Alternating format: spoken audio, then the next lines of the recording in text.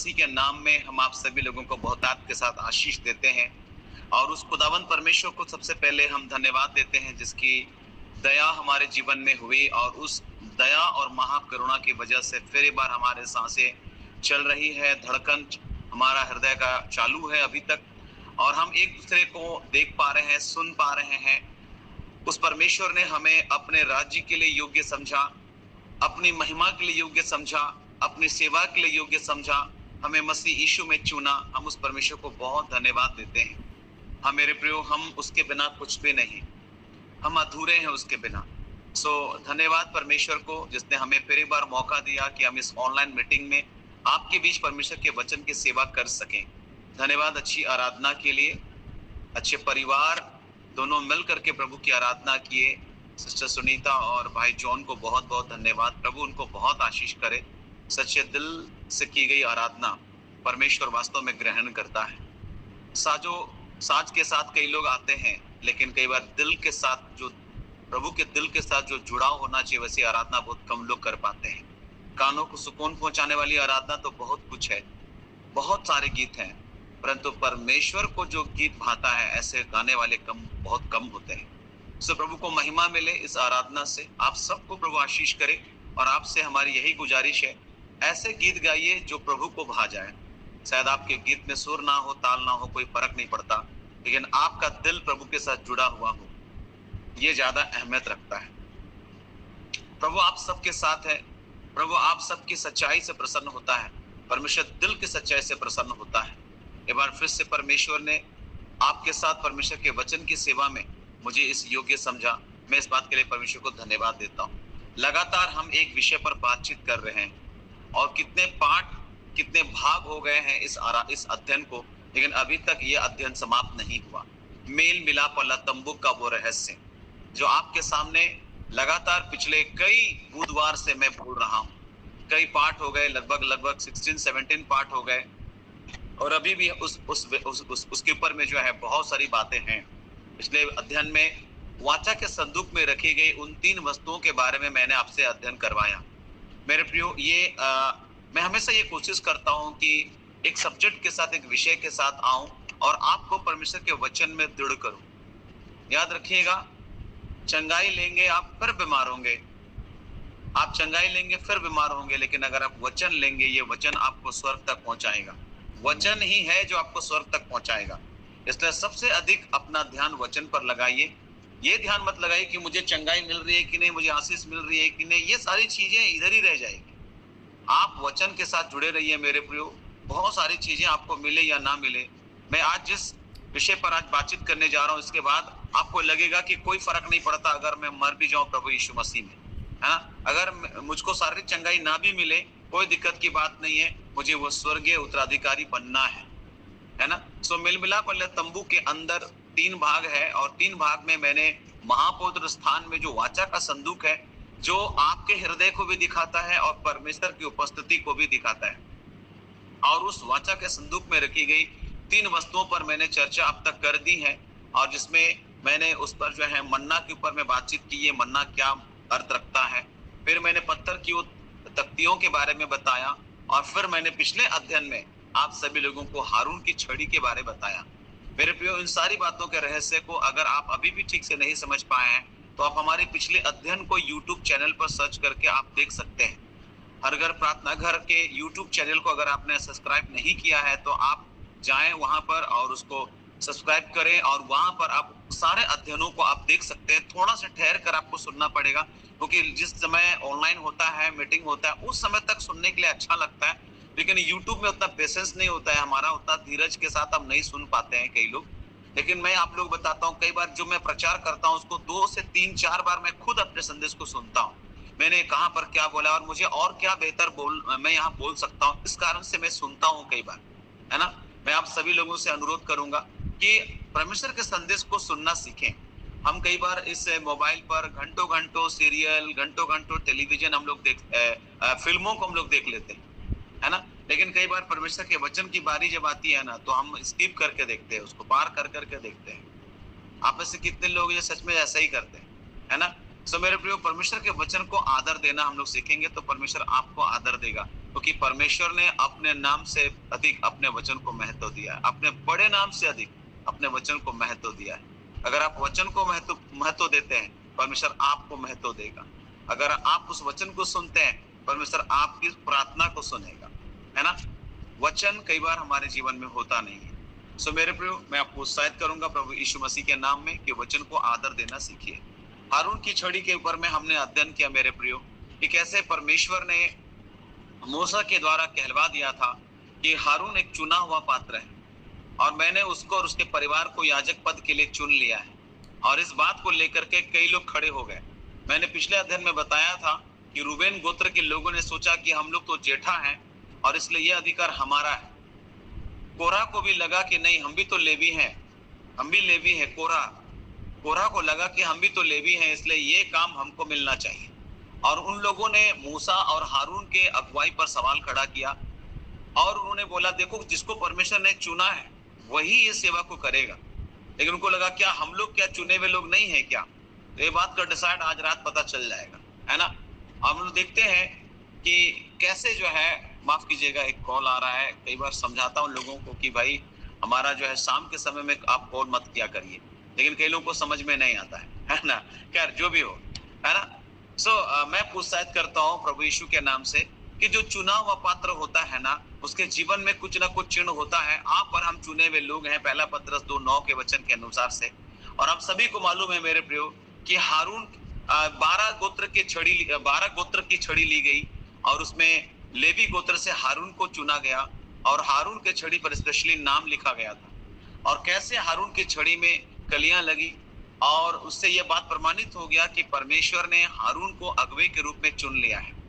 देखिए, सच्चे अगुवे वे हैं जो परीक्षाओं की काली रात में भी फलवंत होते हैं। एक सच्चा अगुवा वो होता है मेरे प्रियो जो परीक्षा के उस भयंकर रात्रि में भी, उस काली रात में भी फलवंत हो सकता है। आपकी जिंदगी में आने वाली समस्या एक काली रात है मेरे प्रियो। आपके जीवन की बीमारी एक काली रात हो सकती है, आपके जीवन की निराशा एक काली रात हो सकती है, आपकी असफलता एक काली रात हो सकती है। जब लोग आपको त्याग देते हैं, आप अकेले हो जाते हैं, ये आपके लिए काली रात हो सकती है। और भी बहुत प्रकार की परेशानी आपके जीवन में हो, जो गरीबी है वो एक काली रात हो सकता है। आपकी तन्हाई है ना, आपकी तंगहाली, आर्थिक समस्या, ये काली रात हो सकती है। लेकिन जो परमेश्वर का चुना हुआ पात्र होता है ना, मैं आपको बताना चाहता हूँ, उस तमाम काली रात में भी वो फलवंत होगा। हालेलुया। और प्रभु ने ऐसा ही किया मेरे प्रियो। प्रभु ने हारून को चुना था और उस परीक्षा की काली रात, वो परीक्षा की काली रात था। मूसा ने बोला था कि रात जो ना कल वो दिन बताएगा कि कौन चुना हुआ है कौन नहीं। तुम लोग सब जितना गोत्र के लोग अपना अपना छड़ी लेकर के आओ और उसमें रात भर में कली आना है, रात भर में उसमें फूल फल आना है मेरे प्रियो। और अद्भुत रीति से परमेश्वर ने हारून की छड़ी को आशीषित किया और इस बात को मोहर लगा दिया कि परमेश्वर ने उसको चुना है। मेरे प्रियो, मैं आपको बताना चाहता हूं, जिसको परमेश्वर चुनता है, जब वो परमेश्वर के समीप होता है, वो हरा भरा रहता है। जिसको परमेश्वर ने चुना है, उसके जीवन में कली, फूल और फल होता है। इस विषय पर हम लोग बातचीत कर रहे थे। वो मर करके भी सदा अमर रहता है। एक अध्ययन को मैंने थोड़ा सा चर्चा किया था हाबिल के बारे में। बाइबल बताती है इब्रानियों की पत्री उसका 11 उसका 4 पद में जब अगर हम पढ़ेंगे तो हम वहां पर इस बात को हाबिल के जीवन के बारे में देखते हैं। इब्रानी 11 का 4, वहां से एक बात को हम लोग आज अपने अध्ययन में आगे बढ़ाते हैं विषय को, है ना। इब्रानियों 11 का 4 जी, कोई पढ़े मेहरबानी करके परमेश्वर का वचन आज की शाम आपसे क्या कह रहा है, जरा ध्यान से सुनिएगा परमेश्वर का वचन को। आपसे ये क्या कह रहा है जी।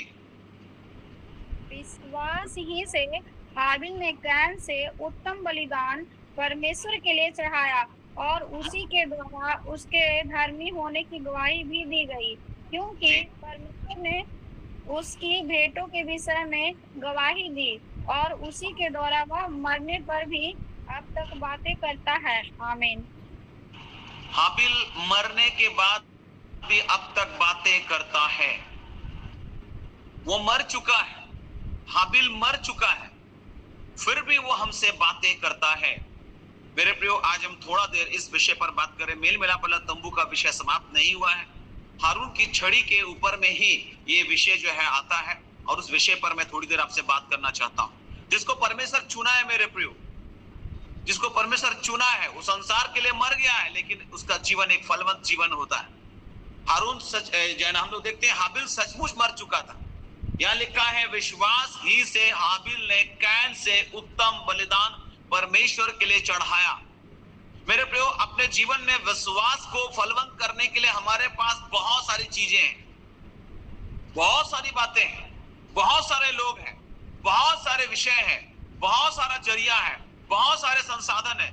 लेकिन हाबिल के पास ऐसा बहुत सारी चीजें नहीं थी, लेकिन फिर कैसे वो विश्वास का पहला वीर हुआ, कैसा वो पहला हीरो विश्वास का बना। मेरे प्रियो, अगर हम इब्रानी 11 अध्याय पढ़ते हैं तो वहां विश्वास का एक उदाहरण दिया गया है और वहां पर इस बात की शुरुआत की गई कि विश्वास आशा की वस्तुओं का निश्चय, अनदेखी वस्तुओं का प्रमाण है, क्योंकि इसी के विषय में प्राचीनों की अच्छी गवाही दी गई। और लिखा है विश्वास ही से हम जानते हैं कि सारी सृष्टि की रचना परमेश्वर के द्वारा हुई है, पर यह नहीं कि जो कुछ देखने में आता है वह देखी हुई वस्तुओं से बना हो। परमेश्वर ने देखी हुई वस्तु से दुनिया को नहीं बनाया मेरे प्रियो, परमेश्वर ने अनदेखी वस्तु से दुनिया को बनाया। वाओ, परमेश्वर ने देखी वस्तु से नहीं, अनदेखी वस्तु से दुनिया को बना दिया। और उसके बाद शुरू होता है विश्वास का पहला वीर हाबिल के बारे में चर्चा। और वहां पर इस बात को बताते हुए कहा गया है कि उसी के द्वारा उसके धर्मी होने की गवाही भी दी गई। और लिखा हुआ है क्योंकि परमेश्वर ने उसकी भेंटों के विषय में गवाही दी, परमेश्वर ने उसके भेंटों के विषय में गवाही दी और उसी के द्वारा वो मरने पर भी अब तक बातें करता है।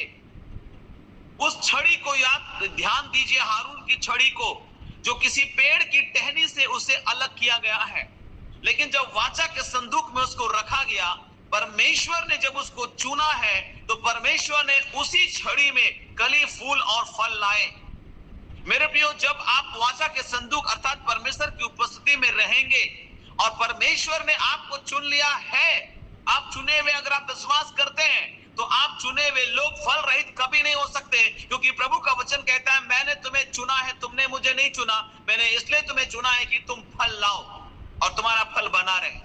यानी परमेश्वर का चुना हुआ पात्र फल रहित नहीं होता, वो फलवंत होता है।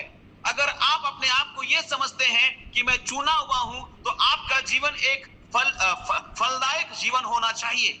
मेरे प्रिय, बाइबल इसलिए लिखा हुआ है कि बुलाए हुए बहुत है लेकिन चुने हुए बहुत थोड़े हैं। मेरे प्रियो, 70, 12 और 3, अगर आप चेलों को देखेंगे तो 70 चेले भी हैं, 12 भी हैं और 3 भी है। मैं आपको बताना चाहता हूं कि आप केवल 70 की भीड़ में मत रहिए। एक बड़ी भीड़ है 70, उसके बाद 12, उसके बाद 3। आपको मालूम होना चाहिए कि 3 सबसे अधिक यीशु के नजदीक रहते थे और ये चुने हुए लोग थे। इन 3 को लेकर के बहुत बड़ी बड़ी मिनिस्ट्री हुई है बाइबल में। हम अगर पूरे गहराई में जाएंगे तो आप इन 3 की सेवकाई को आप जान समझ सकेंगे मेरे प्रियो। पतरस, यूहन्ना और याकूब, ये 3 विशेष चेला। मेरे प्रियो, मैं आपको बताना चाहता हूं कि 70 की भीड़ में केवल घुसे मत रहिए। आइए हम भीड़ से निकल करके भेड़ बन जाएं, जो अपने चरवाहे का अनुसरण करता है और अपने चरवाहे का शब्द को सुनता है, समझता है, उसके पीछे पीछे हो लेता है। हम केवल भीड़ का हिस्सा ना बढ़े, लेकिन मैं आपसे कहना चाहता हूं कि आप भेड़ बन जाएं। हम देखते हैं यहां पर मेरे प्रियो कि हाबिल के पास एक बड़ी भीड़ नहीं जिससे कि वो सीख सके कुछ बात को। हारून की छड़ी में फूल, कली, फल आया। वो छड़ी पेड़ से अलग किया गया, टहनी से अलग किया गया, लेकिन परमेश्वर की हुजूरी में चुना हुआ पात्र था, इसलिए रात भर में, उस परीक्षा के काली रात में वो फलवंत हो गया। और बाकी की छड़ी फल रहित थी, उसमें कोई फल नहीं था। अगर आप परमेश्वर का चुना हुआ पात्र है मेरे प्रियो, आप फलवंत हो जाएंगे। आपको फलना ही पड़ेगा, क्योंकि पिता की महिमा इस बात से होती है कि तुम बहुत सा फल लाओ। मेरे प्रियो, बपतिस्मा ले लेना बड़ी बात नहीं है, याद रखिएगा, ये एक नियम है, हमको पूरा करना है। यूहन्ना बपतिस्मा दाता जब बपतिस्मा दे रहा था ना, तो बहुत सारे सदुकी और फरीसी भी लाइन लग गए बपतिस्मा लेने के लिए, क्योंकि यूहन्ना बपतिस्मा दाता जिस अंदाज में प्रचार करता था उसके जैसा कोई था ही नहीं। यीशु मसीह ने खुद उसके बारे में बोला कि माता के गर्भ से जितने लोग जन्म लिए उसमें से यूहन्ना एक महान व्यक्ति है, एक महान व्यक्तित्व है। मेरे प्रियो, 400 साल की खामोशी के बाद मलाकी नबी और उसके बाद कोई नबी से परमेश्वर ने बातचीत नहीं, किसी व्यक्ति से बातचीत नहीं की। इसलिए बाइबल में आप देखेंगे तो वो सफेद पेज है। परमेश्वर खामोश है, चुप है। उसके बाद यूहन्ना की आवाज है, यूहन्ना बपतिस्मा दाता की आवाज है, और जो प्रचार करता था तो लोगों की रूह हिल जाती थी, आत्मा झकझोर। तो सदुकी फरीसी लोग भी वहां पर लाइन लगाया बपतिस्मा लेने के लिए। मत्ती 3 अध्याय में 5 से लेकर के पढ़िएगा कि जहां जहां के भी लोग थे, यहूदिया से, सामरिया से निकल निकल करके, नगरों से निकल निकल करके, गांव से निकल निकल करके लोग जंगल में आते थे यूहन्ना से बपतिस्मा लेने के लिए, यूहन्ना से वचन सुनने के लिए। सदुकी फरीसी लोग भी आए। यीशु मसीह ने कहा कि पहले मन फिराव के योग्य फल लाओ, उसके बाद बपतिस्मा लेना। मन फिराव के योग्य फल लाना, तब बपतिस्मा लेना। मत्ती 3:8 में लिखा हुआ है।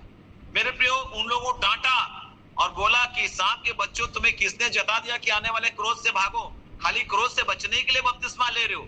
बपतिस्मा का मतलब समझ में आता नहीं कि लोग बपतिस्मा ले लेते। प्रभुभोज का मतलब आता नहीं, प्रभुभोज लोग खा लेते।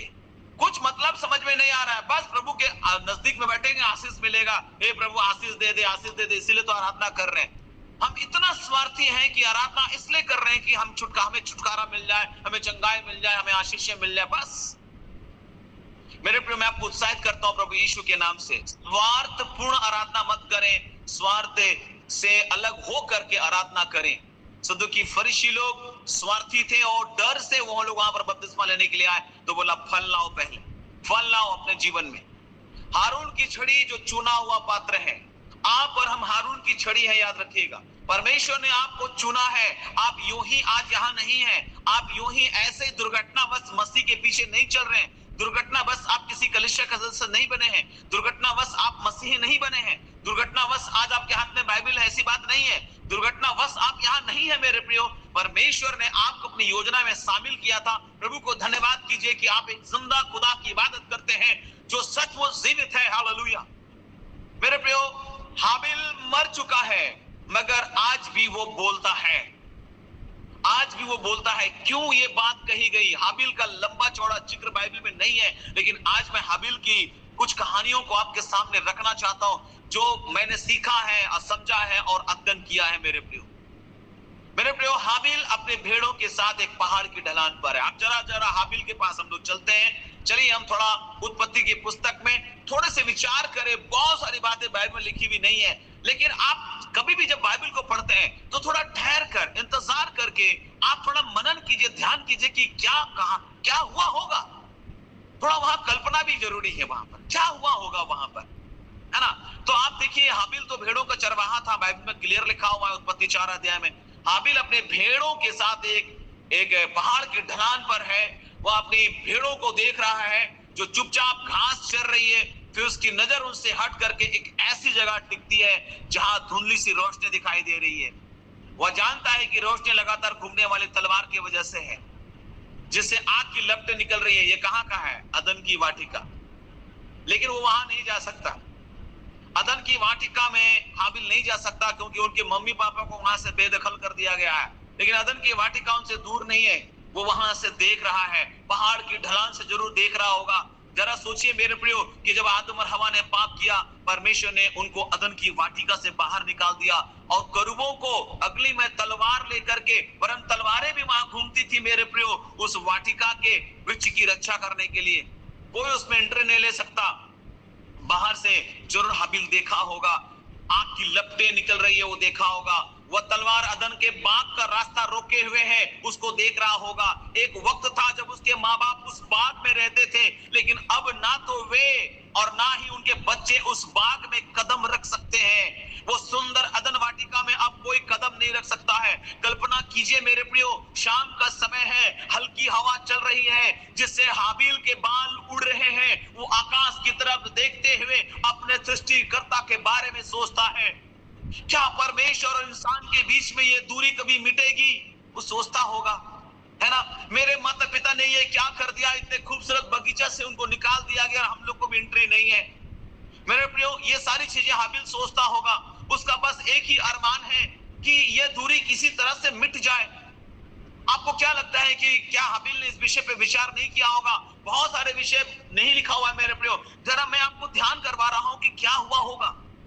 ये बाइबल में लिखी हुई बात नहीं है मेरे प्रियो, लेकिन जरा सोचे कि क्या हुआ होगा। वो आग से लिपटी हुई तलवार वो देख रहा होगा, करूबों को देख रहा होगा, पहरा देख रहा होगा, उसके माता पिता ने जो गलती की उसके कारण से उनको वहां भी एंट्री नहीं मिल रही होगी। और हाबिल जो प्रभु का भक्त है मेरे प्रियो, आगे क्लियर करेंगे इस बात को, वो जो सोचता होगा कि कब ये दूरी मिटेगी, परमेश्वर और इंसान के बीच में दूरी कब जो है ना ये दूर हो जाएगी। मेरे प्रियो, हाबिल आज भी आपसे बात करता है।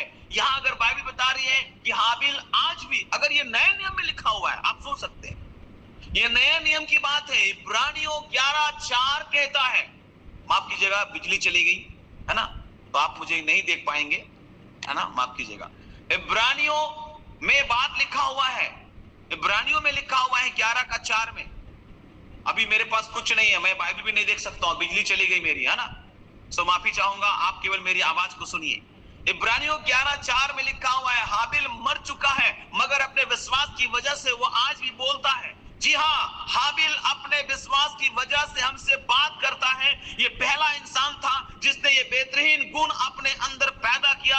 उसने इतने जबरदस्त तरीके से अपना विश्वास जाहिर किया कि आज भी वो हमारे लिए एक जीती जागती मिसाल और आदर्श है। अगर हम हाबिल के विश्वास से सीखे तो यह ऐसा होगा मानो वह हमसे बात कर रहा है। विश्वास का पहला वीर इब्रानियों 11 अध्याय में जो विश्वास का उदाहरण है, उसमें पहला जो वीर है, हीरो है, वो और कोई नहीं, हाबिल है।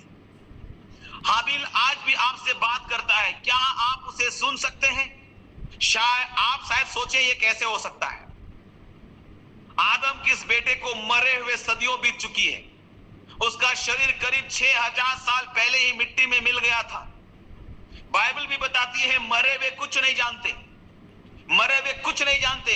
सबोपदेशक 9 उसका 5 और 10 अगर आप पढ़ेंगे मेरे प्रियो, आप इस बात को वहां पर पाएंगे कि मरे हुए कुछ नहीं जानते। यही नहीं, हाबिल की कहीं एक भी बात बाइबल में दर्ज नहीं है, बाइबल में हाबिल की एक भी बात दर्ज नहीं है। तो फिर कैसे और क्यों ये कहा गया कि वो हमसे बात करता है? अभी भी जरा कोई भी हिस्सा को जब आप बाइबल में पढ़ते हैं तो आप जरा सोचिए मेरे प्रियो कि ये कैसे मुमकिन है। हाबिल ने कभी कोई बात नहीं की, लेकिन यहां इब्रानियों 11:4 बोलता है कि हाबिल मर गया है, फिर भी आज भी वो हमसे बोलता है, बात करता है। कैसे? ये कैसे संभव है मेरे प्रियो? कैसे ये हो सकता है कि हाबिल हमसे आज भी बात करे? मेरे प्रियो, जब हम बाइबल में हाबिल के बारे में जानकारी लेते हैं तो हम देखते हैं कि बहुत कम वर्णन है, लेकिन हम उसके विश्वास के बारे में एग्जाम्पल को अगर हम जाने तो शायद ये बातें हो सकती हैं जो मैंने सीखा, जो मैंने समझा, मैं आपको बताना चाहता हूं। मैं हारून की छड़ी से ही बात कर रहा हूं मेरे प्रियो। हारून की छड़ी, आप एक चुना हुआ पात्र है मेरे प्रियो। हारून की छड़ी रात भर में फैलाया, बाकी के छड़ी मर गए, सूख गए। मैं आपको बताना चाहता हूं कि दुनिया के नजर में शायद आपने अपने आप को अलग कर लिया। लिखा है कि हम सब जितनों ने मसीह यीशु का बपतिस्मा लिया है, हमने उसकी मृत्यु का बपतिस्मा लिया है। आप दुनिया के लिए मर गए हैं, लेकिन परमेश्वर के लिए आप एक फलवंत व्यक्ति है मेरे प्रियो। आप एक आशीषित व्यक्ति है। आपके जीवन में फूल, फल, कली सब आएगा। याद रखिएगा इस बात को। यह विश्वास का वचन है जो आपको मैं इस समय बोल रहा हूं मेरे प्रियो। हाबिल दुनिया की शुरुआत के समय में पला बढ़ा। हाबिल का जन्म इंसान की सृष्टि के कुछ समय बाद हुआ था। यीशु ने दुनिया की शुरुआत के बारे में बात करते वक्त हाबिल का जिक्र किया था।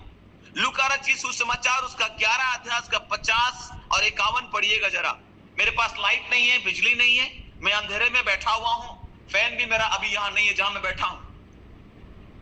मैं आप सबसे कहना चाहता हूं इस समय इब्रानियों 11 का 50 और 51 पढ़िएगा जरा।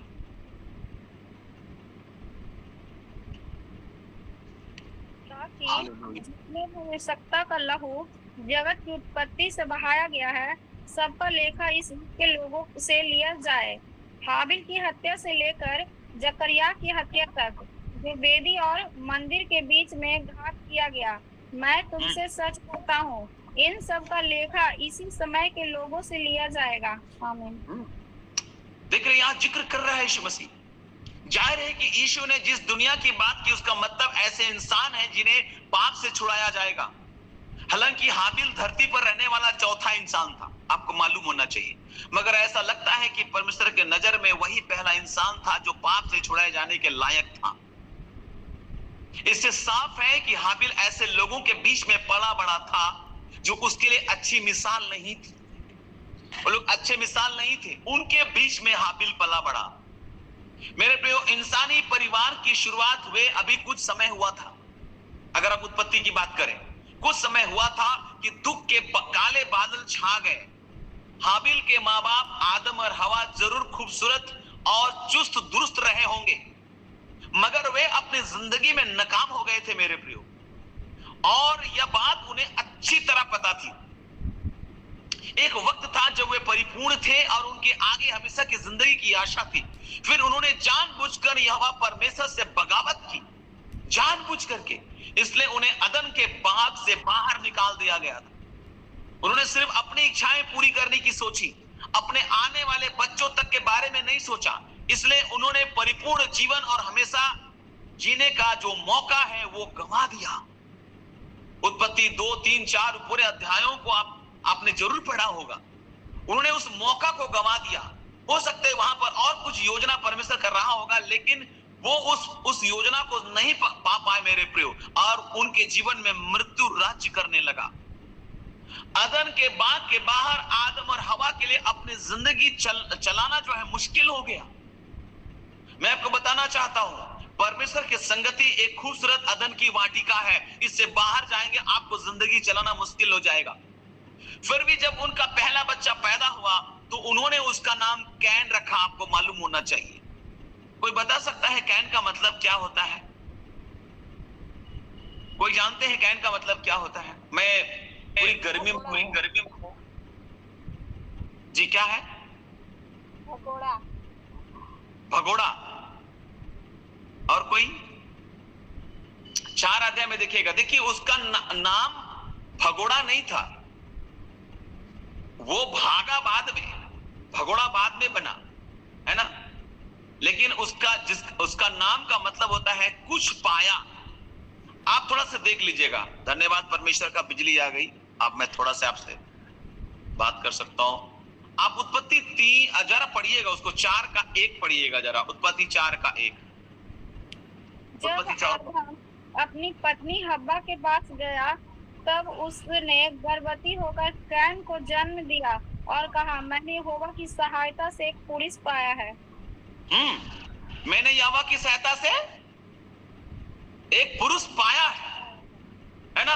अगर आप देखें तो कैन का मतलब होता है कुछ पाया। मैंने पाया, कुछ पाया। हवा ने कहा, मैंने यहोवा की मदद से एक बेटे को जन्म दिया है। उसके शब्दों से लगता है कि उसने ये बात यहोवा के उस वायदे को ध्यान में रखकर कही होगी जो उसने अदन के बाग में किया था। अदन के बाग में उसने क्या बोला था? अदन के बाग में उत्पत्ति 3 का 15 में क्या बोला था? 3 का 15 निकाल दे जी। और मैं तेरे और इस स्त्री के बीच में और तेरे वंश और इसके वंश के बीच में बैर उत्पन्न करूंगा। वह तेरे सिर को कुचल डालेगा और तू उसकी एड़ी को डसेगा। अभी यहाँ पर हवा क्या सोची कि वो जो वंश है जिसकी प्रतिज्ञा 3 का 15 जो परमेश्वर ने अदन की वाटिका में की थी कि एक औरत के द्वारा एक वंश पैदा होगा जो दुष्टता को खत्म कर देगा, शायद ये कैन है। शायद वो कैन है जो पैदा हुआ है। इसलिए उसने बोला कि मैंने परमेश्वर की सहायता से एक बेटा को पाया है, कुछ पाया है मैंने। उसके शब्दों से यही लगता है जो हवा वहां बोल रही है। उस वायदे को ध्यान में रख करके उसने इस शब्द को कहा होगा जो परमेश्वर ने अदन के वाटिका में उससे कहा था जब वो वहां पर थी। अभी तो बाहर है वो। यहोवा ने भविष्यवाणी की थी कि एक औरत एक वंश पैदा करेगी जो एक दिन उस दुष्ट को खत्म कर देगा जिसने आदम और हवा को बहकाया था। क्या हवा ये मान बैठी थी कि उस भविष्यवाणी में बताई हुई औरत वही है और वादा किया हुआ जो वंश है वो कैन है? कैन वादा किया वंश है। हम आपको बताना चाहते हैं शायद यहां पर हवा ऐसा सोच रही है। अगर हाँ तो एक बहुत बड़ी गलतफहमी में थी। और यही नहीं, अगर उसने और आदम ने कैन के छुटपन से ही उसके दिमाग में सारी बातें भरी होगी, तो कैन का मन पापी मन जो है घमंड से फूल गया होगा। वो प्रतिज्ञा का संतान हम ही है। मेरी माँ बताई थी कि परमेश्वर ने वहां कुछ बोला था अदन की वाटिका में, स्त्री का वंश जो है ना शैतान के सिर को कुचलेगा। ओ हम ही है शायद वो, है ना। कुछ समय बाद हवा का दूसरा बेटा लेकिन जन्म लिया, लेकिन उसके बारे में कुछ भी बड़ा चढ़ा करके नहीं कहा गया। बढ़ चढ़कर कुछ उसके बारे में कुछ नहीं कहा गया, और उसका नाम रख दिया गया हाबिल। उसका नाम रख दिया गया हाबिल। मैं एक अध्ययन कर रहा था, हिब्रू अध्ययन को, तो मैं उसमें मतलब को देखा। हाबिल के नाम का अर्थ होता है सांस या व्यर्थ। 4:2 में हाबिल का जन्म होता है। क्या यह नाम रखना दिखाता है कि आदम और हवा को हाबिल से कोई उम्मीद नहीं थी? उतनी उम्मीद नहीं थी जितनी कैन से थी। कैन का जब जन्म हुआ तो बोला हमने परमेश्वर की सहायता से बेटा को पाया। उनको बड़ा घमंड लग रहा था। लेकिन जब हाबिल का जन्म हुआ तो उन्होंने बड़ा एकदम ये से मतलब होता है ना, बेमन से एक नाम रख दिया गया हाबिल, मतलब व्यर्थ। आ गया जिंदगी जीने के लिए। सांस, हाबिल का मतलब होता है सांस या व्यर्थ। मेरे प्रियो, यहां पर आदम और हवा से गलती हुई है। आदम और हवा से लगातार गलती हुई है। मैं आपको बताना चाहता हूं, आज माता पिता आदम और हवा से एक सबक सीख सकते हैं। मैं हारून की छड़ी पर ही बात कर रहा हूं। हारून की छड़ी पर ही बात कर रहा हूं, और उसके बारे में बता रहा हूं कि हारून की छड़ी आज भी वाचा के संदूक में जिंदा है। आज भी वाचा के संदूक के अंदर मेरे प्रियो वो जस का तस से वो हरा और भरा है। मैं आपको बताना चाहता हूं कि जब भी कोई व्यक्ति परमेश्वर की उपस्थिति में रहेगा, उसके जीवन में जो है ना सूखापन नहीं रहेगा, वो हरा भरा रहेगा, वो बात करेगा। मेरे प्रियो, मैं हाबिल का उदाहरण अब दे रहा हूं कि हाबिल आज भी बात करता है, तो कैसे ये संभव हुआ होगा? क्यों इब्रानी 11:4 में लिखा हुआ है कि हाबिल आज भी हमसे बात करता है? परमेश्वर ने इस विषय पर गवाही दी है। परमेश्वर अगर उसको विश्वास का पहला वीर बनाया है, और वहां पर ही बात कहा गया है, उसके मरने पर भी वो अब तक बातें करता है। वहां पर इस बात को था नहीं बोला गया है, तो कैसे हम इस विषय पर बात कर रहे हैं? तो कैन का जन्म हुआ तो फक्र हुआ उन लोगों को। उन्होंने कहा हमने यहोवा की सहायता से परमेश्वर को पाया, पुरुष को पाया है, एक बेटा को पाया है, कुछ पाया है। कैन का मतलब हमने कुछ पाया है परमेश्वर से, और हाबिल का मतलब होता है सांस या व्यर्थ। कैन को घमंड हो गया होगा, ओ मैं वो व्यक्ति हूं, मेरी मां बताई है ऐसा ऐसा ऐसा। लेकिन फिर हाबिल का जन्म होता है, बेमन से उसका नाम रखा जाता है। मेरे प्रियो, आज मैंने बताया कि आज के जो माता पिता हैं उसको आदम और हवा से सबक लेना चाहिए। क्या आप अपनी बातों और अपने कामों से अपने बच्चों को घमंडी होना, सबसे बड़ा बनना, अपना स्वार्थ पूरा करना सिखाएंगे? या क्या आप उन्हें यहोवा परमेश्वर से प्यार करना और दोस्ती करना सिखाएंगे? अफसोस है मेरे प्रियो, हमारे पहले माँ बाप ने अपनी ये जिम्मेदारी नहीं निभाई। फिर भी उनके बच्चों के लिए एक आशा थी। हाबिल ने अपना विश्वास कैसे बढ़ाया होगा, जरा सोचिए। मैंने बताया कि आपको अपने विश्वास को बढ़ाने के लिए बहुत कुछ है। आपका पास्टर जी हर दिन आपको वचन देगा। आप हर दिन बाइबल पढ़ रहे हैं, बाइबल आपके पास एक संसाधन है। बाइबल संसाधन है, एक पास्टर संसाधन है, और बहुत अगल बगल लोग, कलीसिया, संगति, बहुत सारी चीजें हैं आपके विश्वास को बढ़ाने के लिए। हाबिल अपना विश्वास को कैसे बढ़ाया? क्यों उसे विश्वास का पहला वीर कहा गया? क्यों ये कहा गया कि मरने पर भी वो हमसे बात करता है? हारून की छड़ी, मरी हुई छड़ी में जिंदगी आ गई, जीवन आ गया। मेरे प्रियो, आप और हम पापों में मर गए थे, लेकिन हमारे अंदर जीवन आ गया। और केवल जीवन नहीं आना चाहिए, लेकिन इसको फलवंत होना चाहिए। आपको फलवंत होना ही होगा, क्योंकि परमेश्वर ने इसी के लिए, अगर आप फल नहीं लाएंगे तो लिखा है बाइबल में कि मैं राज्य उसको दे दूंगा जो फलेगा। हाबिल अपना विश्वास को कैसे बढ़ाया? मेरे प्रियो, जैसे जैसे कैन और हाबिल बड़े होते गए, आदम ने जरूर उन दोनों को काम सिखाया होगा, ताकि वे भी परिवार के लिए खाने पहनने के इंतजाम कर सके।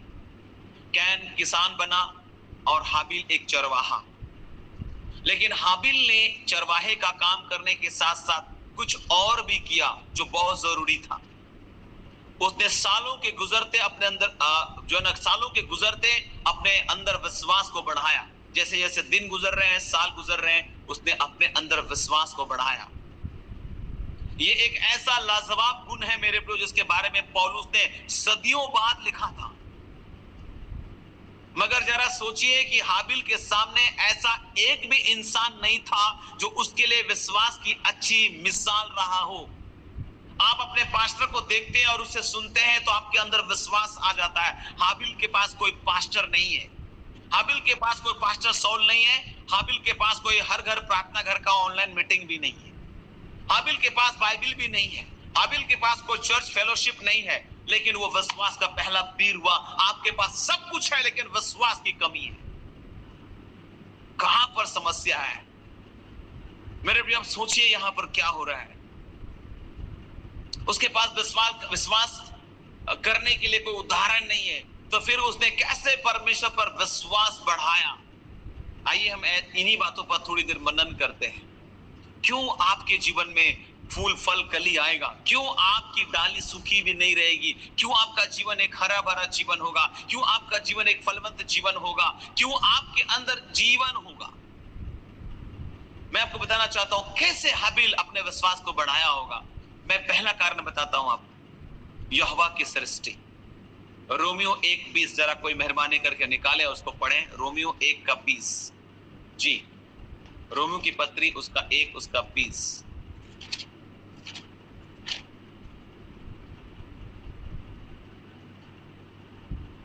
पढ़ सकते हैं हम लोग?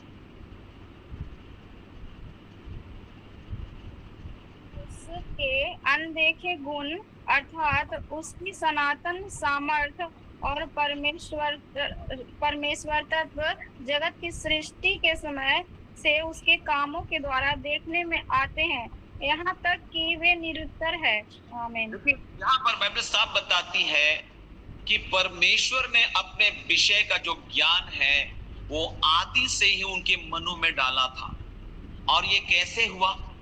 उसके अनदेखे गुण अर्थात उसकी सनातन सामर्थ्य और परमेश्वरत्व जगत की सृष्टि के समय से उसके कामों के द्वारा देखने में आते हैं। उसके कामों के द्वारा। ये सच है, यहोवा ने जमीन को शाप दिया था कि इस पर सिर्फ कांटे और कटीली झाड़ियां उगेंगी, जिस वजह से खेती बाड़ी करना आसान नहीं होगा। फिर भी जमीन से इतनी उपज जरूर मिली होगी जिससे हाबिल के परिवार का गुजारा हुआ होगा। और परमेश्वर ने जानवरों, पक्षियों और मछलियों को शाप नहीं दिया था, याद रखिएगा। उसने जमीन को शापित किया था, ना ही पहाड़ों को, नदियों को, समुद्र को, आकाश को, बादल को, सूरज को, चांद को, तारों को शाप दिया था। इसलिए जहां कहीं भी हाबिल की नजर जाती होगी उसे सृष्टिकर्ता यहोवा के बेमिसाल प्यार, बुद्धि और भलाई के सबूत दिखाई देते होंगे, क्योंकि ये पृथ्वी उसकी हस्तकला का नमूना दिखा रही है। भजन संहिता में भजनकार दाऊद बोलता है, ये सृष्टि है तेरी कविता, गाती है सन्ना तेरी। कायनात इतनी सुंदर बनाई तो खुद कितना खूबसूरत होगा, यहोवा मुझे तेरी जरूरत है। हालेलुया। जब इन वादियों को, इन सृष्टि को, हम सारी चीजों को देखते हैं तो आपको अंदाजा हो जाना चाहिए कि परमेश्वर कितना खूबसूरत परमेश्वर है। जब भी हम किसी सुंदर जगह जाते हो, वाओ हम लोग देखते हैं। अगर किसी आप सुंदर जगह में गए होंगे, है ना, तो आपने देखा होगा, हाँ क्या सुंदर है, क्या खूबसूरत है, वाओ क्या दुनिया है भाई। अगर दुनिया को देख करके आप वाओ बोलते होंगे तो परमेश्वर को जब आप समझ पाओगे तो उसके लिए तो कितना वाओ वाओ निकलना चाहिए। हालेलुया। मेरे प्रियो, हाबिल पहाड़ों की ढलान पर खड़ा होकर के इन सारी चीजों को देखता होगा उसे सृष्टिकर्ता यहोवा के बेमिसाल प्यार और उसकी बुद्धि और उसके भलाई के सबूत वहां दिखाई देते होंगे। बेशक जब उसने सृष्टि और परमेश्वर के गुणों पर मनन किया तो उसका विश्वास जरूर मजबूत हुआ होगा मेरे प्रियो, क्योंकि उसके अनदेखे गुण, उसकी सनातन सामर्थ, परमेश्वरत्व जगत की सृष्टि के समय से उसके कामों के द्वारा देखने में आते हैं, यहां तक कि वे निरुत्तर है, लिखा है मेरे प्रियो बाइबल। हालेलुया। इस दुनिया को देख करके भी कम से कम परमेश्वर पर आपको यकीन करना चाहिए कि कितना खूबसूरत परमेश्वर दुनिया बनाया। हालेलुया। हमको एक पास्टर को सुनने की जरूरत पड़ रही है, बाइबल पढ़ने की जरूरत पड़ रही है। दुनिया ही देख लो ना भैया, ये दुनिया अपने आप ऐसे नहीं बन सकता है। इतना सिस्टम में परमेश्वर ने सारी चीजों को बनाया, कितना सिस्टम से सारी चीजों को बनाया है मेरे प्रियो। परमेश्वर अद्भुत है। हाबिल ने यहोवा के बारे में गहराई से सोचने में जरूर समय बिताया होगा, मुझे लगता है। ऐसे कोई व्यक्ति विश्वास का वीर नहीं बना होगा। तो यहाँ बाइबल अगर प्रमाण दे रहा है, अनदेखा गुण, सनातन सामर्थ्य उसका जो है परमेश्वरत्व जगत की सृष्टि के समय से देखने में आ रहा है, उसके कामों में देखने आ रहा है, उसके कामों को देखता होगा हाबिल। कल्पना कीजिए, वो अपने भेड़ों को चरा रहा है। झुंड को चराने के लिए एक चरवाहे को बहुत दूर चलना पड़ता था मेरे प्रियो। हजारों हजार भेड़ हुआ करती थी, उसे उनके लिए ऐसी जगह ढूंढनी पड़ती थी जहां हरे भरे चारागाह और भरपूर पानी, साथ ही छांव हो, ताकि उसको आराम दिया जा सके उन भेड़ों को। इसलिए हाबिल उन्हें कभी पहाड़ों पर ले जाता होगा, कभी घाटियों पर ले जाता होगा, कभी कभी नदियों पर पार ले जाता होगा। वो भेड़ चरवाहा था ना, पूरी कहानी नहीं लिखी हुई है मेरे प्रियो, लेकिन अगर वो चरवाहा था तो क्या किया होगा, कुछ तो चरवाहा था तो भेड़ों को तो चराया होगा ना वो। जरा सोचिए कि उन वादियों में जब वो जा रहा है, उन घाटियों में जब जा रहा है, उन जलाशयों के पास वो जा रहा है, नदियों के पार वो जब जा रहा है मेरे प्रियो, परमेश्वर के बनाए सभी जानवरों में भेड़ सबसे नाजुक दिखाई देती है। मानो उन्हें इस तरह बनाया गया कि इंसान उनकी हिफाजत करे और उनको रास्ता दिखाए। क्या उन भेड़ों को देख करके हाबिल ने महसूस नहीं किया होगा कि उसे सही रास्ते पर ले जाना चाहिए? उसकी हिफाजत और देखभाल करने के लिए मुझे परमेश्वर की जरूरत है, जो इंसानों से कहीं ज्यादा बुद्धिमान और ताकतवर है। ऐसी कई बातों के बारे में उसने जरूर परमेश्वर से प्रार्थना की होगी। नतीजा उसका विश्वास मजबूत होता गया होगा। अगर उसे विश्वास का पहला वीर बोला गया मेरे प्रियो, तो कुछ तो कारण होगा कि उसके अंदर विश्वास आया। ये कायनात देख करके, सृष्टि देख करके उसके अंदर विश्वास आया मेरे प्रियो। ये कायनात और सृष्टि देख करके आपके अंदर विश्वास आता है कि नहीं आता है, मुझे नहीं मालूम। हम तो तब तक विश्वास नहीं करेंगे जब तक मेरा बीमारी ठीक नहीं होगा। धन्य है वे जो बिना देखे विश्वास करते हैं। थोमा का विश्वास से थोड़ा ऊपर निकलिए ना। धन्य है वे जो बिना देखे विश्वास करते हैं। हम तो तभी विश्वास करेंगे जब मेरा परिवार में कुछ क्रांति आ जाए, बदलाव आ जाए, मेरे बच्चों में आशीर्वाद उतर जाए, मेरा जीवन बदल जाए, मेरा फाइनेंशियल प्रॉब्लम खत्म हो जाए, कर्जा खत्म हो जाए। खाली हम इसीलिए प्रार्थना कर रहे हैं मेरे प्रियो। बंद करिए अब केवल ये सब प्रार्थना करना, कुछ मिले ना मिले, हालेलुया, कुछ हो या ना हो, मुझे मालूम है मेरा परमेश्वर सच्चा है, स्वर्ग का उत्तराधिकारी मुझे बनाया जाएगा। पहले उस राज और धार्मिकता की खोज तो करो, सारी वस्तुएं पीछे पीछे आ जाएंगी, क्योंकि सारी वस्तुएं आप पहले खोज रहे हैं, बाकी चीजें इसलिए आपको नहीं मिल रही है मेरे प्रियो। आप बाइबल का तरीका से सारी चीजों को खोज नहीं रहे हैं। हमें बस ये सिखाया जा रहा है कि हमें पहले चंगाई चाहिए, पहले छुटकारा चाहिए। नहीं, पहले प्रभु चाहिए। मुझे प्रभु मिल जाए, सब मिल जाएगा मेरे प्रियो। हाबिल कैसे अपने विश्वास को बढ़ाया होगा? हाबिल मर करके भी अभी भी हमसे बातें क्यों कर रहा है? वो मरी हुई टहनी हारून की, वो जिंदा कैसे रह गई? अभी भी वाचा के संदूक में वो सुरक्षित है। ऐसे कैसे हो सकता है? जिसको चुना गया है परमेश्वर के द्वारा, वो हमेशा जीवित रहता है मेरे प्रिय। हालेलुया। हाबिल मर करके भी अभी भी हमसे बात कर रहा है। हाबिल को कैसे विश्वास आया होगा? कैसे उसका विश्वास बढ़ा होगा? यहोवा के वादों के कारण। आदम और हवा ने जरूर अपने बेटों को बताया होगा कि अदन के बाग में क्या क्या हुआ था, जिस वजह से उन्हें बाहर निकाल दिया गया था। इसलिए हाबिल के पास मनन करने के लिए कई ऐसी सारी बातें थी मेरे प्रियो। यहोवा ने कहा था कि जमीन सापित होगी। हाबिल साफ देख सकता था कि यहोवा की बात सच निकली। उसके माता पिता ने जरूर बताया होगा, है ना, हम लोग अदन की वाटिका में रहते थे बाबू, लेकिन हम लोगों ने गलती की, जमीन सापित हो गया, मेहनत करना पड़ रहा है, ऊंट कटारे उगा रही है जमीन। मेरे प्रियो, हाबिल देखता होगा सचमुच परमेश्वर ने ऐसा बोला है और वैसा ही हुआ, क्योंकि चारों तरफ कांटे और कटीली झाड़ियां थी। यहोवा ने यह भी कहा था कि हवा को गर्भावस्था के दौरान और बच्चा जन्मते वक्त बहुत दर्द होगा, और हवा ने हाबिल के भाई बहनों को भी जन्म दिया था। तो हाबिल ने जरूर देखा होगा कि यहोवा की यह बात भी सच्ची निकली। बाप रे, यहोवा पहले से जानता था कि हवा अपने पति आदम के प्यार के लिए तरसती रहेगी, मगर आदम उस पर हुक्म चलाएगा। हाबिल ने अपनी आंखों से शायद यह भी देखा होगा कि उसका पापा आदम हवा पर हुक्म चला रहा है। उसने हवा के दर्द को देखा होगा जब वो उनके भाई बहनों को जन्म दी, है ना।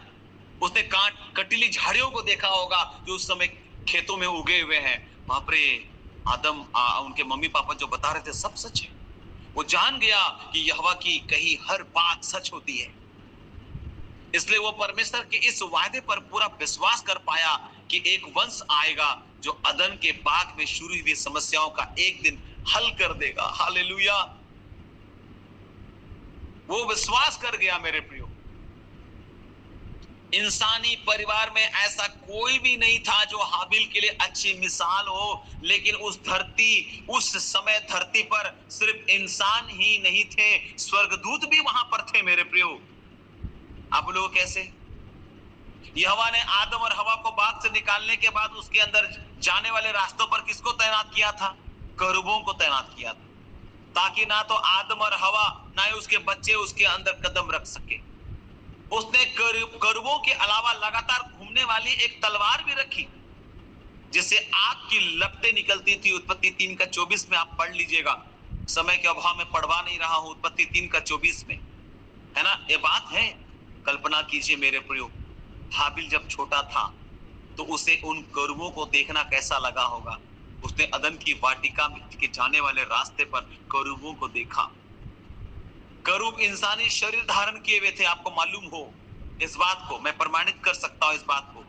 करूब स्वर्गदूतों का एक कैटेगरी है, एक श्रेणी है ना। तो इंसानी रूप धारण किए हुए थे, इसलिए हाबिल जरूर देख सकता था कि वो बहुत शक्तिशाली है। साथ ही जब हाबिल उस तलवार को देखता होगा जो लगातार वहां घूमती थी, जानते हैं अदन की वाटिका के रास्ते में वो घूमती थी वो तलवार। उत्पत्ति 3:24 में इस बात को हम पाएंगे, जिससे लगातार लपटें निकल रही थी, आग की लपटें निकल रही थी। तो उसके दिल में श्रद्धा पैदा हुई होगी, वाओ, मेरे पापा आदम ने, मेरी मम्मी हवा ने बताया था। हाबिल बचपन से उन करूबों को देख रहा था होगा, मगर क्या कभी उसने ये देखा कि वे इस काम से उब गए हैं और अपनी जगह छोड़कर चले गए? बिल्कुल नहीं, वो लगातार उस ड्यूटी को कर रहे हैं। परमेश्वर ने उनको बोला अदन की वाटिका के रास्ते पर खड़े रहना करूबों, और तलवार तुम भी घूमते रहना वहां। उसने देखा होगा उन यहोवा के सेवकों को कि वो अपना काम ईमानदारी से कर रहा है, यहां से हिल ही नहीं रहा है। दिन और रात, साल दर साल ये बुद्धिमान और शक्तिशाली प्राणी अपने जगह पर तैनात रहे। उन्हें देखकर हाबिल ने जाना कि यहोवा परमेश्वर के ऐसे सेवक भी हैं जो नेक हैं और अपने काम में डटे रहते हैं। मेरे प्रियो, जो यहोवा के सेवक है वो डटे रहेंगे, भागेंगे नहीं। सेवा तो हमको करना ही है, सेवा तो हमको करना ही है। वो डटे रहेंगे, बने रहेंगे, चाहे कुछ भी हो जाए। हम सबके लाइफ में प्रॉब्लम है मेरे प्रियो, कोई यहां नहीं कह सकता कि समस्या नहीं है। बड़ा से बड़ा सेवक भी इस मंच पर आ जाए ना, ये नहीं बोल सकता है कि मैं किसी समस्या से जूझ नहीं रहा हूं। सबके पास अलग अलग टाइप की समस्या है, लेकिन कई लोग भाग जाते हैं। लेकिन बाइबल बताते हैं जो अंत तक धीरज धरे रहेगा उसी का उद्धार होगा। जो प्राण देने तक विश्वासी रहेगा उसी को जीवन का मुकुट मिलेगा। आपने दौड़ शुरू की, ये बड़ी बात नहीं है, दौड़ को खत्म करना बड़ी बात है। हल पर हाथ रखने के बाद पलट कर पीछे देखिएगा तो आप उसके योग्य नहीं ठहरेंगे। जो विश्वास को आपने पाया है मेरे प्रियो, चाहे आंधी आए, तूफान आए, आने वाले समस्या में आ रहा है, ये सारी चीजें बताएगा वो वक्त, वो काली रात, वो अंधेरी रात, वो परखने की रात में हारून की छड़ी में जीवन आ गया। मेरे प्रियो, मैं आपको बताना चाहता हूं, क्या आप बने रहेंगे जब काली रात आ जाएगा, समस्या आ जाएगा, तूफान आ जाएगा, फाइनेंशियल क्राइसिस आ जाएगा, और बीमारी आ जाएगा, और अकेला आप हो जाएंगे, छोड़ दिए जाएंगे, कोई आपको प्यार नहीं करेगा, शायद माता पिता आपको छोड़ देगा, शायद पत्नी, शायद पति, शायद न जाने क्या क्या चीजें। क्या आप अपने विश्वास में बरकरार रहेंगे, बने रहेंगे? हारून की छड़ी से सीखिएगा मेरे प्रियो, वो बना रहा। हालेलुया। हाबिल मर गया, शहीद हो गया, लेकिन आज भी वो हमसे बात कर रहा है। उसने देखा उन उन उन नेक सेवकों को जो परमेश्वर की आज्ञा के अनुसार वो तैनात है वहां पर, वो अपनी ड्यूटी में बने हुए हैं। उन्हें देखकर हाबिल ने जाना कि यहोवा परमेश्वर के ऐसे सेवक भी हैं जो नेक है और काम में डटे रहते हैं। हाबिल ने उन करूबों में ऐसे गुण देखे होंगे जो उसके परिवार के किसी भी व्यक्ति में नहीं था। हाबिल ने देखा मेरे मम्मी में भी नहीं है, पापा में भी नहीं है, भाई में भी नहीं है। उसने देखा मेरे यहोवा का वफादार रहना और उसकी आज्ञा मानना, ये गुण उसने उसके परिवार में नहीं देखा। उसने नहीं देखा मेरे प्रियो। बेशक उन स्वर्गदूतों की अच्छी मिसाल से हाबिल का विश्वास और भी बड़ा होगा। उसने इनकी वजह से विश्वास करना सीखा। इन परमेश्वर के चुने हुए सेवक जो वहां पर ड्यूटी में तैनात किए गए उन स्वर्गदूतों से सीखा। उसने कायनात से सीखा। उसने उसके माता पिता की बात को याद किया होगा जब उन्होंने बताया अदन की वाटिका से बाहर निकाल दिया गया और ये जो जमीन जो आज कांटे उगा रहे हैं ये उसका उस श्राप का नतीजा है। एक माँ जो दर्द से पीड़ा के साथ एक बच्चे को जन्म दे रही है, ये एक शाप है। उसने देखा होगा कि कैसे उसका पिता उसकी माता के ऊपर में हुक्म चला रहा है, ये एक श्राप है। अरे परमेश्वर की सारी बात पूरी होती है रे बाबा। उसका विश्वास बढ़ता चला गया, उसका विश्वास बढ़ता चला गया जब वो कायनात को देखा। परमेश्वर की सृष्टि और उसके वायदों पर मनन करके हाबिल ने परमेश्वर के बारे में जो सीखा और स्वर्गदूतों की मिसाल से जो सीखा, उससे उसका विश्वास और भी बढ़ता गया। वाकई हम हाबिल से बहुत कुछ सीख सकते हैं। खास तौर से जवान लोग भरोसा रख सकते हैं कि यहोवा परमेश्वर पर सच्चा विश्वास हम लोग बढ़ा सकते हैं। फिर चाहे उनके परिवार में कोई उनके लिए अच्छी मिसाल हो या ना हो, कोई फर्क नहीं पड़ता। हम लोग कभी कभी ढूंढते हैं कोई मेरा आगे पीछे ऐसा था नहीं जिससे कि मैं विश्वास में बढ़ सकूं। आपके आगे पीछे है मेरे प्रिय परमेश्वर। हालेलुया। ये कायनात, ये खूबसूरत वादियां और उसके वायदे जो बाइबल में हमको मिलता है, ये काफी है मेरे प्रियो। हमको किसी व्यक्ति की जरूरत नहीं है, ये काफी है मेरे प्रियो। हमारे इर्द गिर्द कोई हो या ना हो मेरे प्रियो, आज हम भी चारों ओर चारों तरफ सृष्टि के अजूबे जब हम देखते हैं, हमारे पास पूरी बाइबल है। इंसानों में से कई ऐसे सेवक भी हैं जो विश्वास की अच्छी मिसाल हैं। सचमुच अपना विश्वास मजबूत करने के लिए हमारे पास आज तो बहुत कुछ है। हाबिल के पास कुछ नहीं था, जो था कायनात था, जो कुछ था वो स्वर्गदूत है, वहां पर करूब लोग हैं, वो तलवार है और उनके मम्मी पापा की बताई गई बातें हैं। बस हमारे पास तो बहुत सारी बातें हैं, बहुत सारी चीजें हमारे विश्वास को बढ़ाने के लिए। आज भी हाबिल हमसे बात कर रहा है मेरे प्रिय, आज भी वो मर कर भी हमसे बात कर रहा है मेरे प्रियो। हाबिल का बलिदान क्यों इतना बढ़िया था कि परमेश्वर ने उसे ग्रहण कर लिया? कैसे? हम मिल मिलाप वाला तंबू का हारून की छड़ी के ऊपर में ही इस विषय को हम आगे बढ़ाए हैं। ध्यान रखिएगा, हमारा मेल मिलाप वाला तंबू समाप्त नहीं हुआ है हारून की छड़ी के ऊपर में ही, कि वो छड़ी जो पेड़ की टहनी से अलग किया गया, वो मरी हुई छड़ी थी। रात भर में, घंटा भर में अगर आप किसी छड़ी को पेड़ से अलग कीजिए, सूख जाएगा। मेरे प्रिय, उसकी छड़ी में रात भर में जीवन आया और वो फलवंत हो गया और उसके अंदर फूल फल लगने शुरू हो गए। वाह! हम हाबिल के बारे में बात कर रहे हैं, वो मर कर भी हमसे आज भी बात कर रहा है। कैसे? हाबिल का बलिदान इतना बढ़िया कैसे था? जैसे जैसे हाबिल का विश्वास यहोवा पर बढ़ता गया मेरे प्रियो, वह कुछ ऐसा करना चाहता था जिससे वो अपना विश्वास जाहिर कर सके। लेकिन भला एक अदना इंसान, एक अदना सा इंसान इस पूरे जहान के बनाने वाले को क्या दे सकता है? क्या दे सकता है मेरे प्रियो? ये साफ था कि परमेश्वर को इंसानों से ना तो किसी तोहफे की ना ही मदद की जरूरत है। मगर फिर हाबिल ने एक अहम सच्चाई समझी कि यहोवा को जरूर वो दे सकता है। उसके पास जो भी है उसमें से अगर वह सबसे बढ़िया चीज चुने और उसे सही इरादे से अपने प्यारे पिता को दे तो वह उससे खुश हो जाएगा। आप परमेश्वर को सही इरादे से दे रहे हैं? किस इरादे से दे रहे हैं? सही इरादे से देंगे तो खुश होगा। आप केवल इस इरादे से देंगे कि कुछ हमको मिल जाए, कुछ नहीं मिलेगा।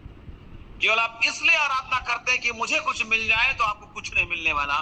लेकिन जब आप इसलिए आराधना करते हैं कि सचमुच वो आराधना के योग्य है, मुझे कुछ मिले ना मिले, प्रेज द लॉर्ड, आपको बहुत कुछ मिल जाएगा। हालेलुया, प्रभु को धन्यवाद।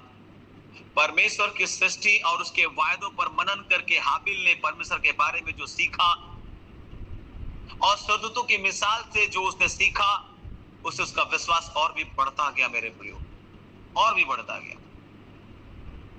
तो हम लोग इस बात को देखते हैं मेरे प्रियो कि कितना प्यारा सा बलिदान वो लेकर के आया। हाबिल यहोवा के लिए बलिदान चढ़ाने की तैयारी करने लगा। उसने अपने झुंड में से सबसे अच्छी भेड़ें चुनी, यानी पहलौठे मेमने। उन्हें चढ़ाते वक्त उसने उसकी चर्बी भी चढ़ाई, क्योंकि उसे लगा कि यह जानवर का सबसे बढ़िया हिस्सा है। कभी कभी हम लोग चिकन मटन खाते हैं तो चर्बी कैसे खाते हैं कुछ लोग, बढ़िया एकदम मजा लग रहा है, एकदम सौंधा सौंधा। परमेश्वर को वो चर्बी भी चढ़ा दिया। कैन भी यहोवा की आशीष और मंजूरी पाना चाहता था, कैन भी पाना चाहता था, इसलिए उसने भी अपनी उपज में से कुछ भेंट चढ़ाई।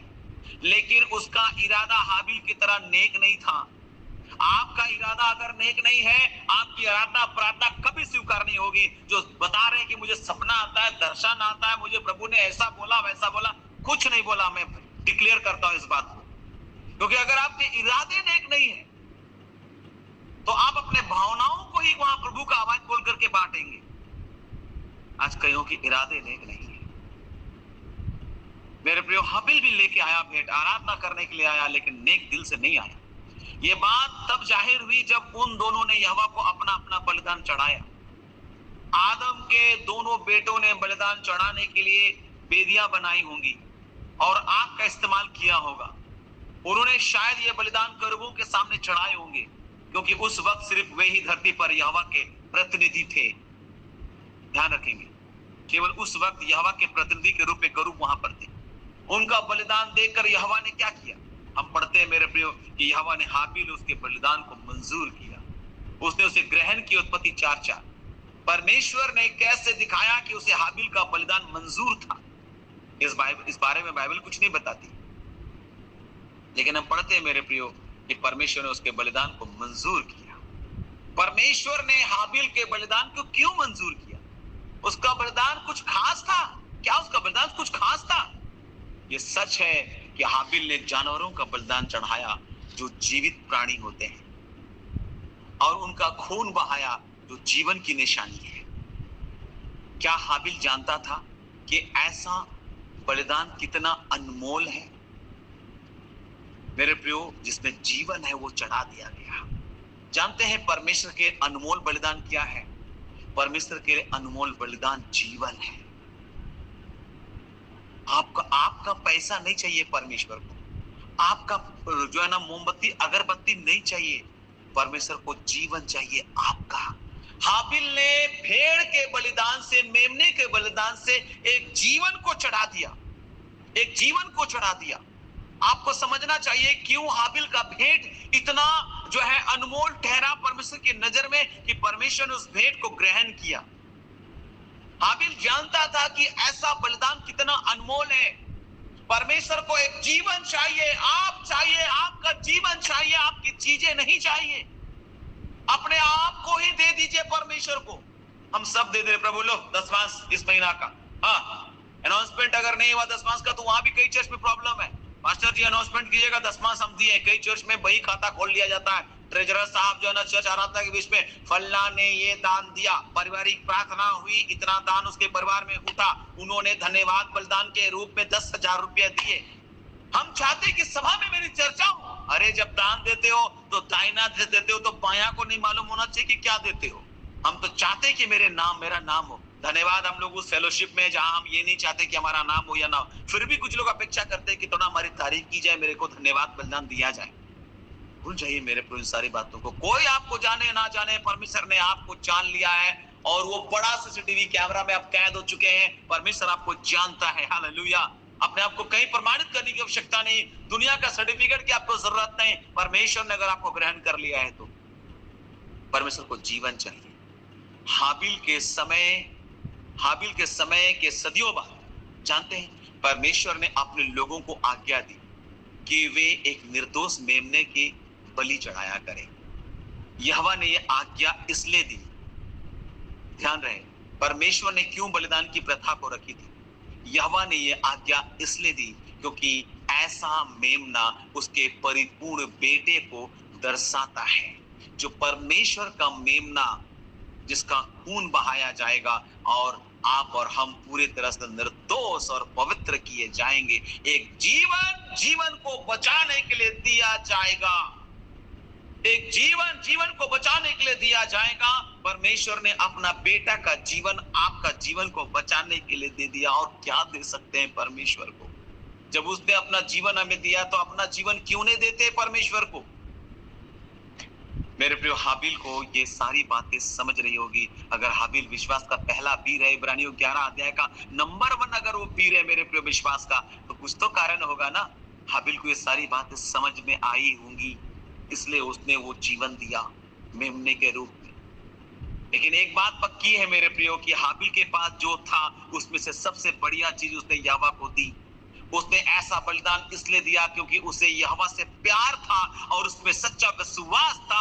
इसलिए यहोवा ना सिर्फ उसके बलिदान बल्कि उससे भी खुश हुआ क्योंकि वो नेक था। लेकिन यहोवा ने कैन और उसके चढ़ावे को नामंजूर कर दिया, नामंजूर कर दिया, अस्वीकार कर दिया। ऐसा नहीं था कि कैन के बलिदान में कोई खोट था। हम ये भी नहीं बोलेंगे कि उसके बलिदान में खोट था, क्योंकि आगे चलकर परमेश्वर के कानून में, परमेश्वर की व्यवस्था में धरती की उपज का चढ़ावा देने की भी आज्ञा दी गई। अन्न बलि चढ़ाने के लिए भी बोला गया था। कुछ लोग बोलते नहीं है ना, उसने जो सही बलिदान किया था। नहीं, अन्न बलि भी था बाइबल में। 5 प्रकार का बलिदान है, उसमें अन्न बलि भी है। लेवी व्यवस्था की पुस्तक में आप पूरा अध्ययन कर लीजिएगा। आज के ज्यादातर लोगों की तरह कैन ने सोचा होगा कि परमेश्वर की भक्ति का दिखावा करना काफी है। जानते हैं, कैन दिखावा कर रहा था वहां पर। भेंट तो सही लाया है लेकिन दिखावा था।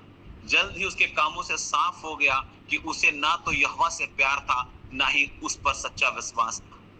जल्दी पता चल गया। जो अपने भाई जिसको देख सकते उससे प्यार नहीं रख सका तो वो परमेश्वर से क्या खाक प्यार करेगा? आप जिसको देख पाते हैं उससे मोहब्बत नहीं रख पाते हैं तो परमेश्वर से बोलते प्रभु मुझे तुझसे मोहब्बत है, तुझसे प्यार है। ढकोसला बंद करें हम लोग। मेरे प्रियो, जब कैन ने देखा कि यहोवा ने उसके भेंट को ग्रहण नहीं किया, वह यहोवा की मंजूरी नहीं पा सका, तो क्या उसने हाबिल से कुछ सीखने की कोशिश की? क्या उसने हाबिल से सीखने की कोशिश की? बहुत पहले मनोहरपुर के एक गांव में मेरे प्रियो मैं इस बात का प्रचार कर रहा था और मैं बता रहा था कि जब जब हाबिल की भेंट ग्रहण की जाएगी, एक कैन हमारे बीच से निकलेगा और हाबिल को मारेगा। और मेरे प्रियो, मैंने इस बात का प्रचार किया था। मुझे नहीं मालूम था कि इस प्रचार करने के बाद वहां एक बहुत बड़ी घटना घट जाएगी पास्टर डेविड के साथ। अगर आप झारखंड से बिलोंग करते हैं, मनोहरपुर क्षेत्र में मेरे प्रियो एक गांव है, मुझे वो गांव का नाम याद नहीं आ रहा है, हुरदा गांव में ऐसी घटना घट गई। मैं प्रचार करके वहां से आया मेरे प्रियो, और 1 महीना बीते ही थे कि गांव के लोगों ने ही, अपने मसीह लोगों ने ही साजिश रच करके, धन्यवाद भाई बासिल सुरीन से जुड़े हैं हमारे साथ। वो उसी क्षेत्र से है, हुरदा गांव तरफ से हैं, वो मनोहरपुर क्षेत्र से है। अभी मैंने देखा एक नाम जुड़ा है। आपने सुना होगा कि कैसे उनको रात में उग्रवादी लोग आया और बस बोला डेविड ऐसा करके आवाज दिया, वो बाहर निकला और वहीं दरवाजे पर ही उसको गोलियों से छलनी कर दिया गया।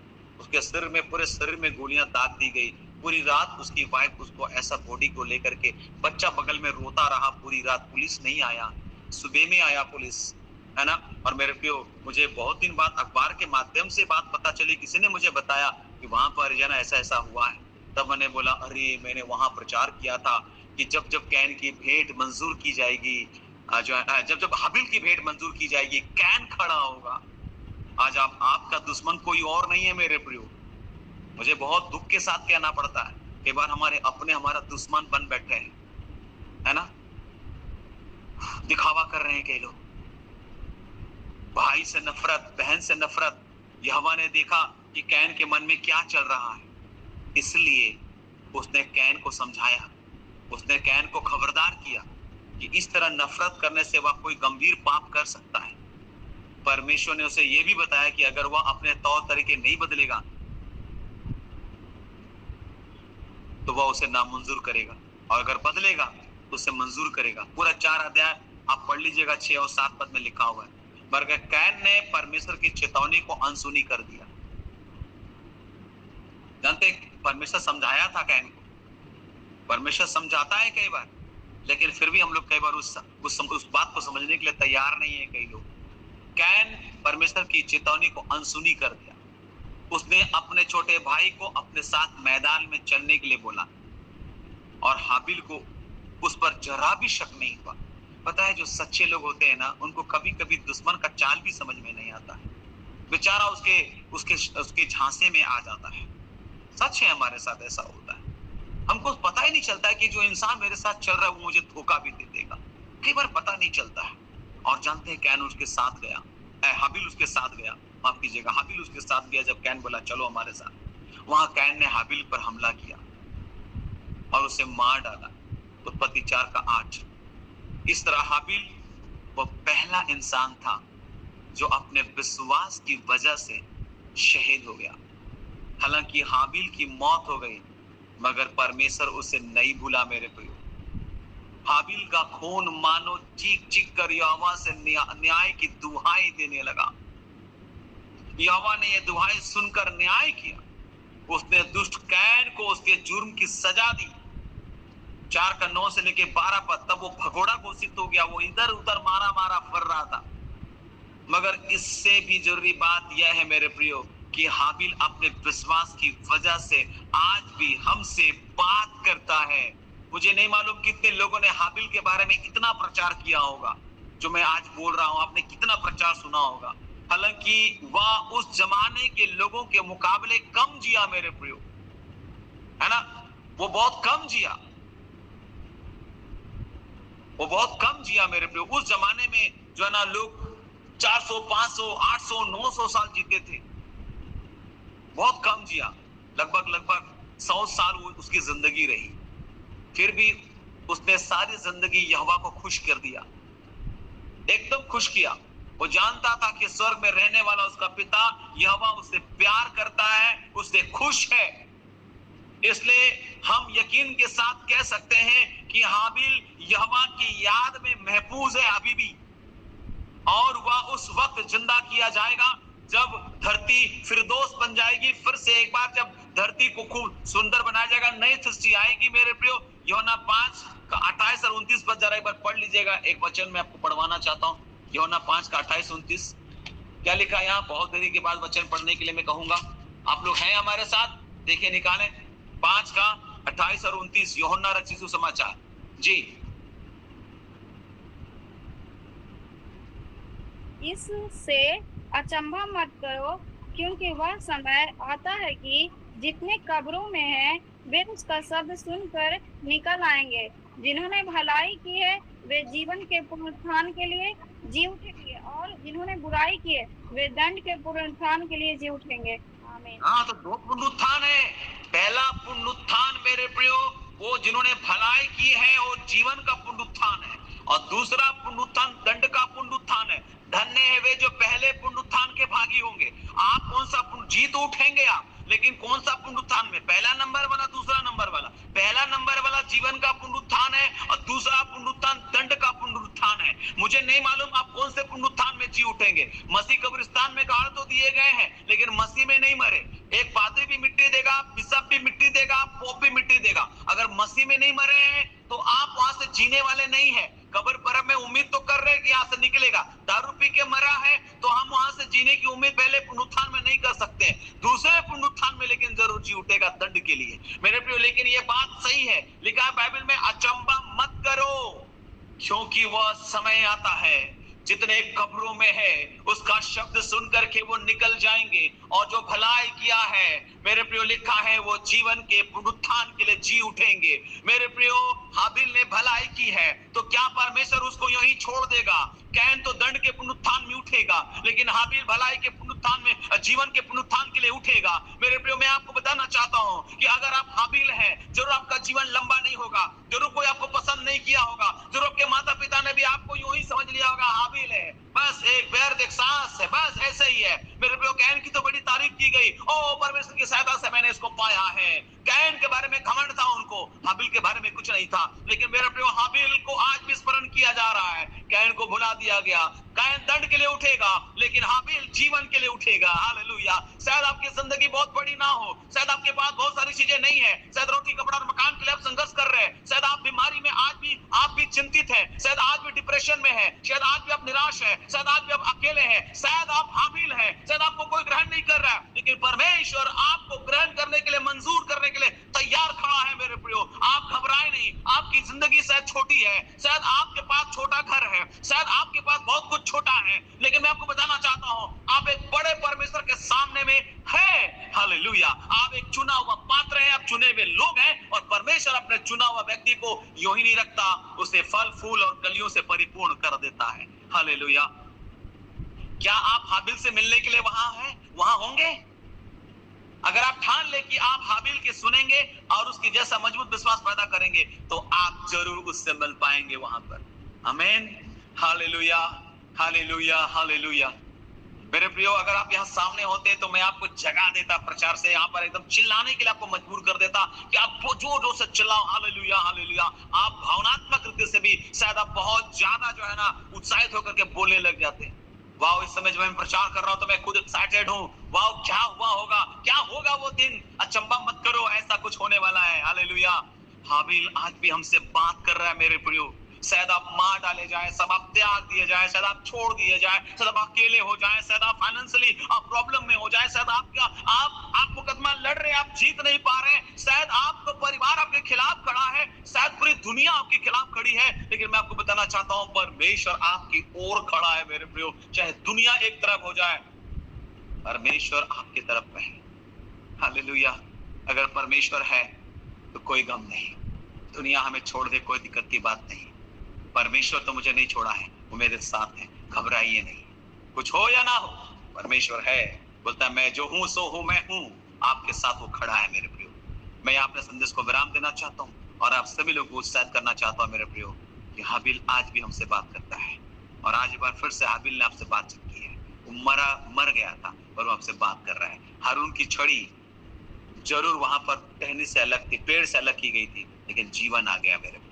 जो कोई परमेश्वर की उपस्थिति में रहेगा, जो कोई चुना हुआ है, वो जीवित रहेगा और कईयों को जीवन देगा। उसके अंदर से जीवन की नदी बह निकलेगी। आमीन, आमीन। आइए जीवन दीजिए मेरे प्रियो, लोगों को जीवन दीजिए मेरे प्रियो। प्रभु ने आपको जीवन दिया ताकि आपके जीवन से लोगों को जीवन मिले, लोग आपके जीवन से शोकित ना हो, दुखित ना हो, निराश ना हो, लोग आपके जीवन से ठोकर ना खाएं। आइए हम लोगों के लिए आशीष का वजह बने। परमेश्वर ने इसी के लिए आपको और हमको ठहराया है। हाबिल हमसे बात कर रहा है, परमेश्वर आपसे बात करे इस वचन के द्वारा से। मैं यहाँ अपने संदेश को विराम देता हूँ। अगली बार फिर मेल मिलाप वाले तंबू के अंदर महापुत्र स्थान में और जो कुछ है उस सारे विषय पर मैं बातचीत करूंगा। वो मेज की रोटी, वो मेज, वो सारी चीजें जो वहां पर महापुत्र स्थान में जो पात्र है, उसके रहस्यों को खोलने के लिए मैं शीघ्र आप लोगों के साथ अगले बुधवार में मिलूंगा। मेरे लिए दुआ कीजिएगा। आने वाले समय में बहुत सारा मीटिंग है, मेरा बहुत सारा कार्यक्रम है और बहुत बिजी शेड्यूल होगा। आज भी दिन भर काफी बिजी शेड्यूल रहा। प्रेयर में भी बैठा था, स्टडी में भी बैठा था, प्रैक्टिस में भी था मैं, क्योंकि ये कार्यक्रम जमशेदपुर में है उसकी जिम्मेदारी मुझे मिली है, तो उस प्रैक्टिस में भी मैं था।